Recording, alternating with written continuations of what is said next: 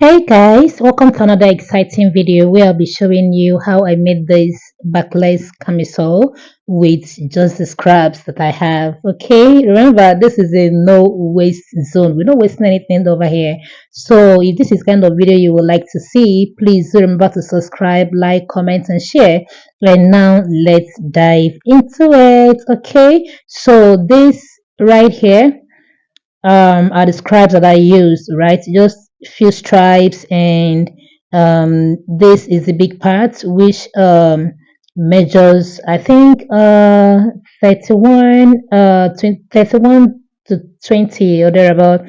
So let's just see how it measures. Okay, this is 29, and then this part is just 20 inches. You see, these are just scraps. So the first thing I did was just to fold the big one like that, and then with my tape, right, I'm not going to start measuring at 1 inch. I'm going to start from 3 inches. It's supposed to be 4, but plus 1 inch, that is 3 inches. Okay, and you get to know why as we go by. And then I'll be marking the next at my half length. Okay, so over there is my half length, so I just had to mark it down there, and then I went ahead to get my chest point, which I got at 9 inches.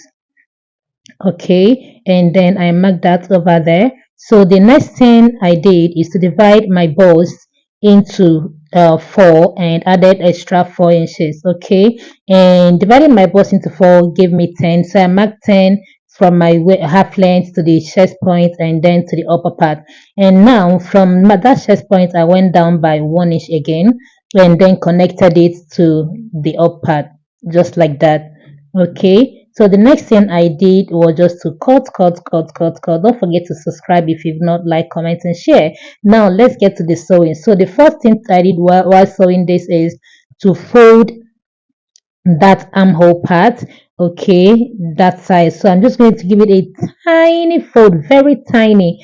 Double fold it, very tiny. You can do that with your bias. If you cannot give a very good double fold, do it with your bias to give you something nice. Okay, and then I'll do that for the other side as well. So now that we are done doing that, this upper part where we added extra 1 inch, remember that was supposed to be from 4 inch, so but plus 1 inch, I started at 3 inches. So that 1 inch you have to make a casing that is double folded like that. Okay, and then after which I took one of my straps and then folded that into two and turned it over, and I'll be using that as the strap for the upper part. So this is what we have.